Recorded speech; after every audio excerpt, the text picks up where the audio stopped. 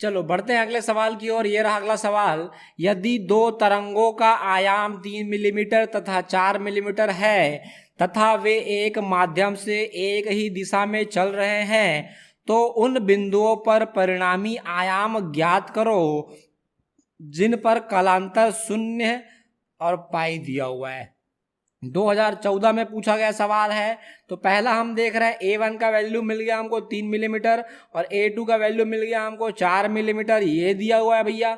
अब क्या करते हैं, अब हम लोग बोलते हैं A1 का वैल्यू हमको दे दिया भैया 3 मिलीमीटर दिया हुआ है, उसी प्रकार A2 का वैल्यू दे दिया हुआ है 4 मिलीमीटर दे दिया हुआ है। और अब हम बोलते हैं कि भैया अगले सवाल के लिए पहले पॉइंट के लिए फाई का वैल्यू दे दिया 0, यहाँ लिखा हुआ है फाई का वैल्यू 0 दिया हुआ है, 0 है पहली अवस्था। तो अब हमारे पास एक फार्मूला होता है आर निकालने का। तो आर निकालने का फार्मूला क्या है उसको देख लेते हैं। R is equal to root over A1 square plus A2 square plus 2A1 A2 cos phi, ये हमारे पास होता है। तो अब हम क्या बोलते हैं, A1 का वैल्यू क्या है हमारे पास भैया 3 स्क्वायर दिया हुआ है, A2 का वैल्यू क्या दिया हुआ है 4 स्क्वायर दिया हुआ है, प्लस 2A1 का वैल्यू है 3, A2 का वैल्यू है 4 कॉस 0। सभी वैल्यू को पुट कर दिया हम लोग। अब सॉल्व कर देते हैं। 3 तिया 9, 4 चौक 16 और 3 दूनी 6, 6 चौक 24, ये मिल गया हमको भैया। कॉस 0 का मान 1 हो गया, ये हो गए 16 और 9 25, 25 में से जोड़ देंगे हम लोग क्या भैया 24 को, तो हमको मिल जाएगा वैल्यू किसका, आर का वैल्यू मिल जाएगा हमको। तो ये देखो आर इज इक्वल टू हमको मिल चुका है 49, जो कि 7 का होता है वर्ग और वर्गमूल। तो आर का वैल्यू 7 मिलीमीटर आ गया। इसके बाद ये थी पहली अवस्था, पहला कंडीशन था। दूसरा कंडीशन क्या बोलता है उसको देखते हैं हम लोग। दूसरा कंडीशन बोलता है कि अब फाई का वैल्यू पाई है, तो फाई के स्थान पे हम लोग रखने वाले हैं पाई रखने वाले हैं। तो ये लो भैया फाई के स्थान पे पाई रख देते हैं, ये फाई के स्थान पे हम लोग पाई रख देते हैं। तो फाई का वैल्यू दिया हुआ है पाई इस बार, तो कॉस फाई के स्थान पे अब रखने वाले हैं कॉस पाई 180, जिसका वैल्यू होता है -1। तो ये -1 हुआ तो यहाँ पर भी चिन्ह बदल जाएगा अब हमारे पास, ये माइनस। तो 25 में से 24 सब्ट्रैक्ट कर देंगे, घटा देंगे, तो आर का वैल्यू मिल जाएगा वर्ग और वर्गमूल 1। तो आर का मान मिल जाएगा 1 मिलीमीटर मिल जाएगा दोस्तों, ये आर का मान मिल गया। हो गया क्वेश्चन। अगला सवाल लेते हैं। प्रकाश तरंगे ध्रुवित हो सकती हैं किंतु ध्वनि तरंगे नहीं, क्यों? 2004 और 10 में पूछा गया सवाल था। क्या बोलता है भैया, ध्रुवण की घटना केवल अनुप्रस्थ तरंगों में संभव है। प्रकाश तरंगे जो हैं अनुप्रस्थ तरंगे हैं, जबकि ध्वनि तरंगे अनुदैर्ध्य तरंगे होती हैं। अतः प्रकाश तरंगे ध्रुवित हो सकती हैं, ध्वनि तरंगे ध्रुवित नहीं हो सकती। अनुप्रस्थ और अनुदैर्ध्य के बारे में पहले भी पढ़ चुके हैं। एक में श्रृंग और गर्त बनता है, रस्सी को बांध करके अप एंड डाउन करेंगे तो ये मिलेगा। उसके बाद स्प्रिंग को हम लोग पकड़ के खींचते हैं तो लेफ्ट और राइट मूव करता है, इसमें संपीडन और विरलन बन के आता है। आगे बढ़ते हैं। संपोषी व्यतिकरण और विनाशी व्यतिकरण की कहानी। तो भैया ये बताओ, संपोषी व्यतिकरण और विनाशी व्यतिकरण दो तरंगों के मध्य पथांतर कितना होगा? 2011 में पूछा गया सवाल था। संपोषी व्यतिकरण के लिए दो तरंगों के मध्य पथांतर λ/2 का समगुणक होता है। तो यहाँ पे लाइन से हम λ/2 और λ/2 ऐसा लिख दिए खूब सारा। समगुणक मतलब क्या भैया, 2 4 6 8 ऐसा हो जाएगा। और अगले बार बोलता है कि ये जो है विषम गुणक होगा। तो विषम गुणक के लिए क्या करने वाले दोस्तों, हम लोग करने वाले हैं 1 3 5 7 9, 1 कर देते हैं 3 5 7 ऐसा कर दिया हम लोग। ये थी कहानी। आगे बढ़ते हैं, अगले सवाल की ओर चलते हैं। अगला सवाल देखते हैं। ये रहा, यदि कला संबद्ध प्रकाश स्रोत के बीच दूरी कम कर दी जाए तो फ्रिंज की चौड़ाई पर क्या प्रभाव पड़ेगा? तो चौड़ाई को अगर बढ़ा, एक्चुअली प्रकाश स्रोत के बीच दूरी कम कर देते हैं, डी का मान अगर कम कर देंगे तो फ्रिंज की चौड़ाई जो है बढ़ने वाला है भाई। नेक्स्ट क्वेश्चन लेते हैं। एक पारदर्शी माध्यम का ध्रुवण कोण 60 अंश का है, निम्न का मान ज्ञात करो, प्रकाश का अपवर्तनांक ज्ञात करो और अपवर्तन कोण ज्ञात करो। 2017 में पूछा गया सवाल था।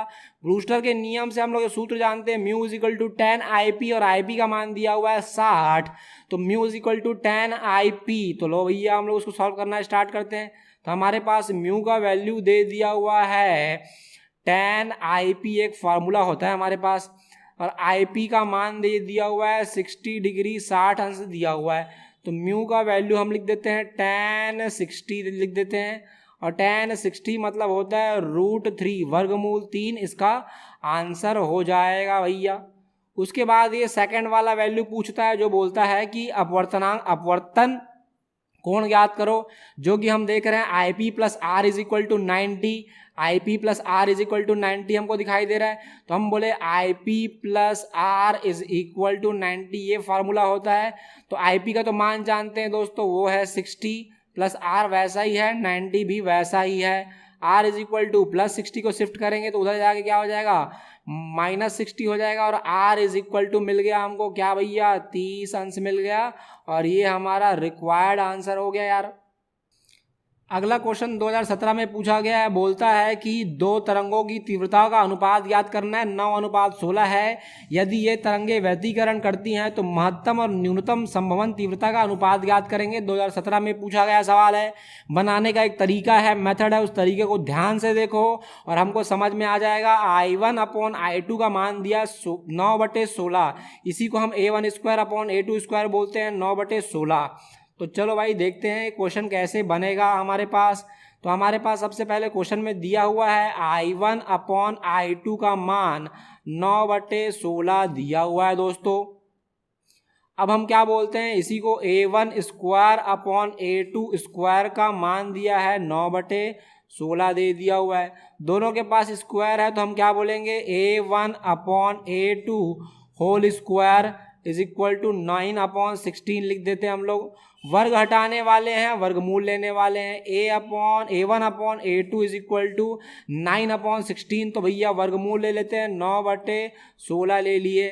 तो A1/A2 इज इक्वल टू यहाँ हो जाएगा 3 और ये हो जाएगा 4, 3/4 मिल गया। आगे क्या करना है दोस्तों, 3/4 मिल गया। A2 का मान निकाल लें क्या, A2 को भेज देते हैं ऊपर में, बाकी सबको भेजते हैं इधर, 4 जाएगा ऊपर में और A1 वहीं पर है और 3 में आ जाएगा यार यहाँ पे, और इज इक्वल टू यहाँ पे A2 का मान निकाल लिए। अब हमारे पास I मैक्स और I मिनिमम का एक फॉर्मूला होता है जो कि बोलता है I max upon I minimum, I max upon I minimum is equal to A1 plus A2 whole square upon A1 minus A2 whole square, ये बोलता है भाई। तो अब क्या कर दें यार, हमको यहाँ पर A1 तो वैसा ही है, A2 को कुछ बोलना है क्या, A2 को बोल देते हैं 4/3 A1। सेम कहानी नीचे में भी, और वर्ग बांट दें। ध्यान से देखते हैं, अंश व हर में हम लोग को कुछ कॉमन दिखाई दे रहा है, वो है A1²। नीचे भी A1² कॉमन दिखाई दे रहा है। 1 + 4/3 तो वैसा ही है, इधर भी 1 - 4/3 वैसा ही है। ये A1² कट जाएगा। अब इसका लघुत्तम जो है हम रफ में निकाल के दिखाते हैं। 1 + 4/3, 1 - 4/3, लघुत्तम आ गया हमारे पास 3 इधर चला गया, 3 + 4 ये हो जाएगा 7/3। ये देखो ये भी ऊपर चला जाएगा, 3 - 4/3 तो ये हो जाएगा -1/3। तो ऊपर आया 7/3, नीचे आया हमारे पास -1/3। दोनों वैल्यू को पुट कर देते हैं, ऊपर आया हमारे पास 7/3, नीचे आया -1/3, होल स्क्वायर कर देते हैं हम लोग। अब क्या करते हैं, 7/3 ये पलट के ऊपर पहुंच गया, 3/1 और माइनस को भैया यहीं पर रख लेते हैं, ये स्क्वायर, 3 और 3 कैंसिल हो जाएगा, -7² मतलब मिल जाएगा हमको क्या भैया 49, और बटे में कुछ नहीं मतलब क्या है 1 है। I max upon I minimum का आंसर हमको मिल गया 49/1। अगला सवाल लेते हैं। यंग के द्विस्लिट प्रयोग में दोनों स्लिटों के मध्य दूरी 0.03 सेंटीमीटर है। तो भैया 0.03 किसका मान दे दिया हुआ है, ये दिया हुआ है D का मान दे दिया हुआ है। और क्या बोलता है ये, और बोलता है कि पर्दे के और स्लिटों के मध्य दूरी 1.5 मीटर है। मतलब 1.5 मीटर किसकी दूरी दे दिया है, कैपिटल D की वैल्यू दे दिया ये। ठीक है भाई। अगर चौथा फ्रिंज केंद्रीय फ्रिंज से 1 सेंटीमीटर की दूरी पर बनता है तो प्रकाश का तरंग दैर्ध्य कितना होगा। तो यार यहाँ पर हमको एक फार्मूला दिख रहा है, x is equal to n lambda d upon small d, x is equal to n lambda d, x is equal to n lambda d upon small d, ये हमको दिखाई दे रहा है। अब क्या करने वाले, लैम्डा का मान निकालना है हमको, बाकी सभी वैल्यू को पुट करना है। तो लैम्डा को हम लोग ले जाते हैं भैया ऊपर, बाकी सबका पक्षांतरण कर देते हैं, x इंटू डी, एन और कैपिटल डी आ गया इधर और लैम्डा वहीं रह गया। तो लैम्डा का मान हमको मिल गया x into d upon n और डी, ये मिल जाएगा हमको। अब हमको क्या क्या पता भैया, x का मान क्या है, 1 सेंटीमीटर है, x का मान हम लिख देते हैं 1 सेंटीमीटर। इसका मतलब हो जाता है क्या दोस्तों, हम अगर मीटर में कन्वर्ट करें 1 गुणा 10 की घात ऋण 2 मीटर हो जाता है हमारे पास। इसके अलावा क्या दिया है, कैपिटल डी का भी मान तो दिया है, क्या दिया है कैपिटल डी का मान 1.5 मीटर दिया हुआ है, 1.5 मीटर दिया हुआ है। इसके अलावा क्या दिया है, चौथा, यहाँ पे शब्द इस्तेमाल किया गया है चौथा फ्रिंज, ये शब्द इस्तेमाल किया है। तो भैया एन का वैल्यू क्या मिल जाएगा भैया, हमको 4 मिल जाएगा। स्मॉल एन का वैल्यू हमको मिल चुका है 4, ये देखो। अब स्मॉल डी की बात करते हैं, स्मॉल डी का वैल्यू क्या दिया हुआ है, स्मॉल डी का वैल्यू दिया है 0.03 सेंटीमीटर। तो 10 की घात ऋण 2 कर देंगे तो मीटर में कन्वर्ट हो जाएगा, 0.03 सेंटीमीटर है, 10 की घात ऋण 2 दे दिए तो मीटर में कन्वर्ट हो जाएगा दोस्तों। तो लैम्डा का आंसर हमको मिलेगा, x का वैल्यू है 1 गुणा 10 की घात में ऋण 2, स्मॉल डी का मान हमको दिख रहा है 0.03 गुणा 10 की घात ऋण 2 और बटे में हमको दिखाई दे रहा है एन का वैल्यू 4 है, कैपिटल डी का मान 1.5 मीटर है। तो चलो हल करना स्टार्ट करते हैं, इसको देखते हैं कैसे बनेगा भैया। ये 10 की घात ऋण 2 और ये 10 की घात ऋण 2, घात में 10 की घात ऋण 4 हो जाएगा भैया। और क्या करना है, दशमलव का चिन्ह हटाना है, नीचे कितना जीरो लग जाएगा, 2 जीरो लगेगा, 1 2 जीरो, इधर भी दशमलव का चिन्ह हटाएंगे, ऊपर कितना जीरो लगेगा, 1 जीरो, 1 जीरो, इस 1 जीरो को कैंसिल कर देगा तो ऊपर क्या बचेगा, ऊपर बचा है 3, नीचे बचा है 4 गुणा 15 और 10 भी तो बचा है, 10 को ऊपर भेज दें क्या, ये 10 को 10 की घात में कुछ नहीं, मतलब क्या है जो ऊपर जाके क्या बन जाएगा, 10 की घात ऋण 5। अब इसको हल करते हैं, 3 एकम 3, 3 पंचे 15, तो 5 3 पंचे 15 हो गए। तो लैम्डा इज इक्वल टू क्या मिल गया हमको भैया, 10 की घात ऋण 5 मिलेगा और बटे में कितना, 5 चौके 20 होगा ये। तो इसको भी ऊपर लेके जाएंगे तो हमको मिल जाएगा lambda is equal to 1/2 10 to the power -5 into 10 to the power -6 हो जाएगा, एक्चुअली -1, उसको सॉल्व करने से -6 हो जाएगा। 1/2 मतलब 0.5 होता है। अगर समझ नहीं आ रहा है भाग देके दिखाते हैं, दशमलव लगाओ, शून्य बढ़ाओ, 2 पंचे 10, 0.5।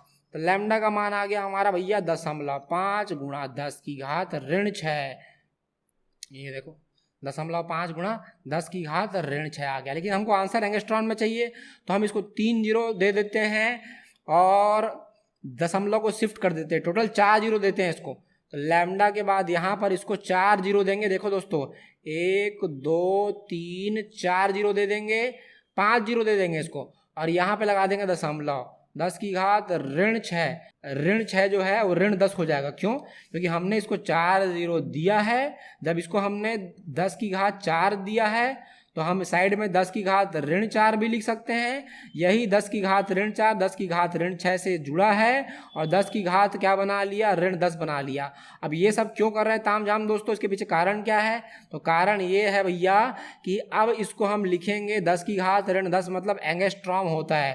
तो लैम्डा का मान हमको मिल जाएगा 5000 एंगस्ट्रॉम।